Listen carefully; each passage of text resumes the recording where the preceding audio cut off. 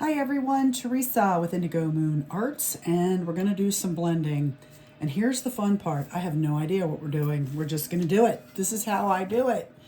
I start with a bottle. I've already textured the bottle the way I wanted it done. It's already dried. So what we have is a bottle where I showed on a live how to use baking soda and gesso to create texture. We put a stencil on the back. See the pretty little sunflower? We put some modeling paste scratches and dents, so to speak, to give it some life and some dimension. And I'm actually going to be doing my first topper with resin, so that's going to be in a video as well. You can see I already have the clay embellishments added. The adornments, the rhinestone cabochon and the metal button pop out. I don't think I glued them in yet. I didn't. So what I do is I place them in the clay while it's curing, and then before I paint them, I pull them out as such so that I have the space for it, but I don't want to paint on it. Same thing with the, I have a tool that I'll remove that. I don't want to pop the rhinestones out. Anyway, that's what we're going to do. I've already picked my paints, but I don't know how I'm going to do it yet. I don't know what I'm doing, so you're just going along for the ride, so to speak. I picked these three colors. The blue that matches, again, I'll always say the image tells me what colors to pick.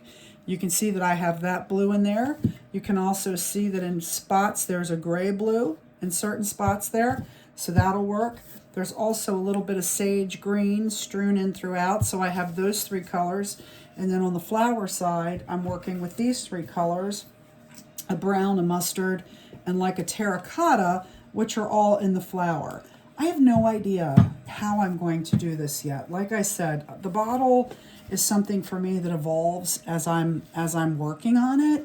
So I'm just taking you guys along for the ride. I usually start my background. I'm going to show you here with most of my backgrounds start with a 1-inch mop brush. That's what I use to blend. I dip it in clean water and then I string it out with my fingers like that. I'll show you again. Get your brush fully saturated and then take your fingers at the metal where it's attached and pull. And you remove all the water from the brush. That gives you a nice starting point with a nice damp brush. Now we may add water back, but that's where we start. That's where we always start with a blending brush. My goal is to cover the back. And I think for now, I'm trying to do some lighter bottles. I might actually pull in a gray, a very light gray, because it's completely neutral and it mixes with my other colors. But what I'm gonna do is I'm gonna start with the sage green. Okay, I've used this recently, so I know it's in good shape. I'm just gonna dump it on the bottle. This process, when I blend, I go fast. When I'm teaching, I have to slow down. I've done so much painting in my life. This is just the way I do things. Slow it down for yourselves. I mean, but I'm going to show you the way I do it. So I just dipped my brush in to put a little bit of water on it. I know how wet it was when I started. This is chalk paint. I want it to move. Chalk paint is much thicker than acrylic paint. So if this was acrylic paint, I would not have dipped my brush in the water, just so that you know. Look at how much area I've covered pretty quickly. Because I don't want a white base, I want this color base. That's just where I'm going to start. And when we blend, what's the motto? Wet on wet. So you got to start with wet paint. That's the other thing. The white is great. It's a primer. It's a good base. It means all the color I put on top of it will be true to the color that it is. That's why we do white. You can never paint. You can paint over black, but it will dull the color on top. Your only time you get a true color is when you're putting it on white. So now I have a lot of pretty wet paint here, right? Pretty wet. So I always start with something. Now I did the bottom, which means it's going to have to dry, which gives me very limited time to, to work. I wish I had another bottle to work on because this is going to have to dry. But I'm going down the sides. If you can see, I'm going to do both sides. And we're going to stretch the paint a little bit more to this side. And again, basically all it is doing right now is making a wet foundation. So what can we do? Well, let's go add some color. Why not? I mean, it's got to dry, right? So we might as well Start working on it. Okay, so I have a fully green, I have a green bottle. That's what I got. And we're going to put the sage aside, and I just need the bottom to dry enough where I probably should have waited.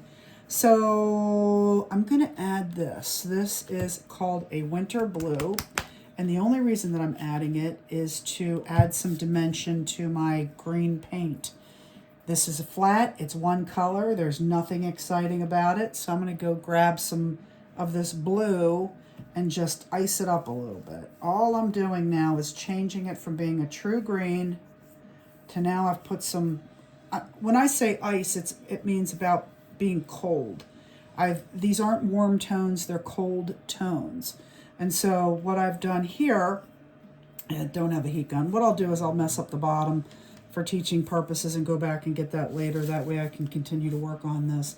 I'm adding dimension. By throwing in a second color, it's like highlights and lowlights in your hair. I'm just putting dimension. It gives it another level, so it's not a true sage green now. So you can see that. Okay, not impressive, right? Just what it is.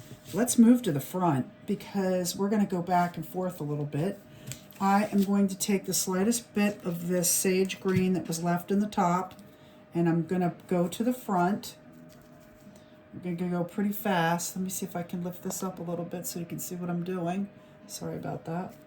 And for now, I'm even going to paint over some of my clay, right? It's okay, because you can paint over top of something a myriad of times. So let's just say I decide I don't want that clay embellishment the same color. Let's say I want it black. I'll just paint it black. I mean, I'm not hurting anything by doing what I'm doing. So I can continue to make new decisions as we go. Now I've kind of made it around to the front of the bottle, right? And it's pretty. It doesn't match, but the colors blend. I mean, that would be a pretty bottle. So I'll just do this. But let's make some magic happen. Let me get that tool and pop this out. Sorry. Oh, good, you can't see me.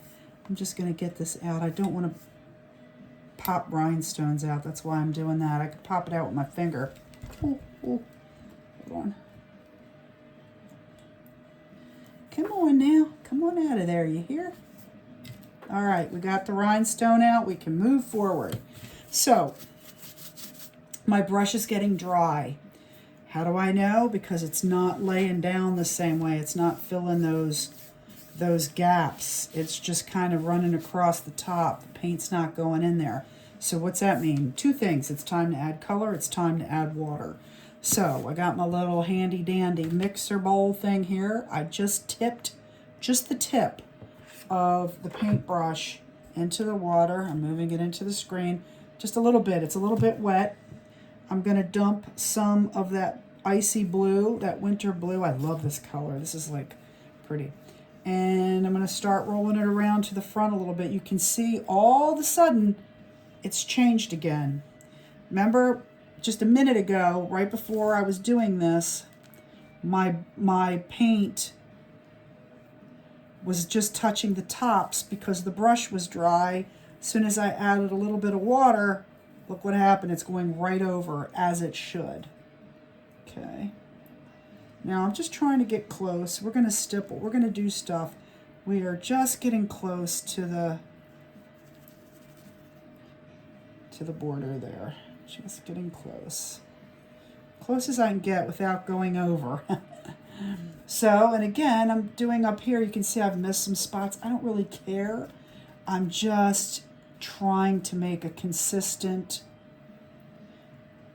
But by doing the blue, I didn't clean my brush. Did anybody notice that? When I went from the sage green background, I did not clean my brush. So what will happen that as the blue comes off, the green will start to show up because it's deeper into the center of the brush. And that's all well and good. We like that. That's how we get our dimension, right? Okay, so I'm going to need to do, okay, now I'm good. Now I still have wet paint. This is perfect because we're blending. Now what do I want to do? I want to blend the picture out a little bit. So my brush is starting to get big. My brush is too big now. For me to blend out that picture, my brush is slightly too big. A 1-inch mop brush is not the ideal size brush for this, but I'm going to do it anyway. Yeah, it just doesn't really work for me very well. Now I'm going to start touching the image. And do you see how the moment I touched that wet, lighter paint, the color blue changed? It was a harsh blue. It was a, again, see how hard that blue is? I'm tapping it just a little bit, and then I'm going to run the rim. I'm going to stipple, so I'm going to go onto the image anyway, but you see what happens? By that paint being wet, it's automatically coloring.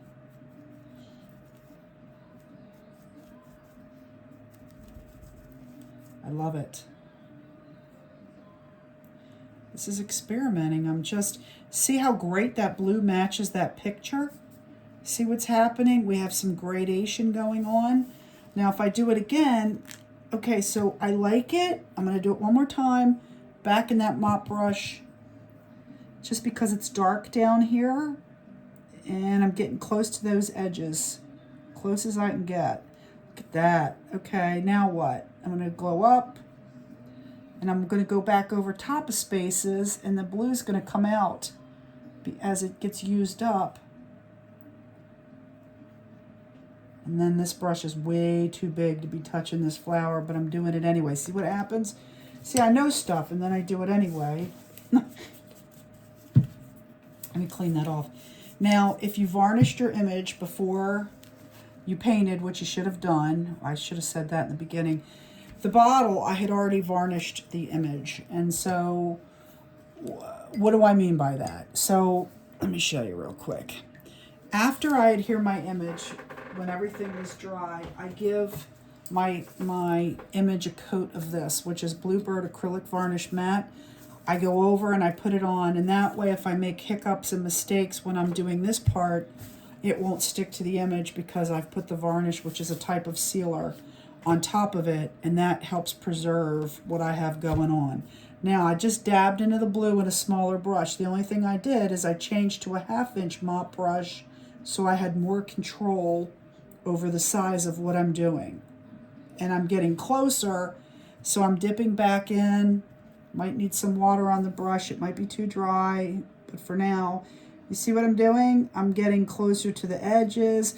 And can you see how the, by doing it, this, I don't like this. I just dipped it in the water because, I'm gonna wring it out a little bit. This isn't a great mop brush. It kind of separates, and you don't really want that. But so down here, I'm going with the darker blue. It's the same blue I've been using, but because I don't have any of the light blue in there because it's a new brush, I didn't use it for blending. There we go. It's only got what's already wet when the bottle will work with. There's no color under it. There's nothing to bleed through from another color being on the brush. So we're just doing this, we're just tapping, and I'm gonna get ready to do something else. But the bottom of my image is darker anyway. So I'm gonna let that roll, okay?